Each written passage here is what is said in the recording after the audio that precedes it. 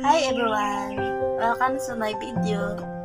I'm Giselle Romano Pablo. I am grade 12 TBL hairdresser student. For today's video, I'm gonna share you my expectation about hairdressing and how to important senior high school for these years.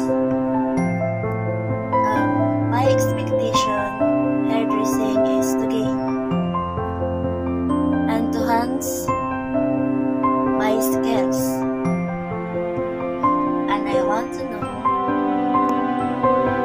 how to style the hair, how to color the hair, and how to rebond the hair, and how to trim the hair. I want to know about the hair care and maintenance hair treatment, and I want to prepare myself to beauty care industry. Why a senior high school is important?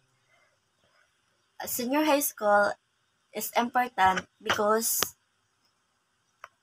it prepares students for higher education, employment, or entrepreneurship by providing specialized training and skills development.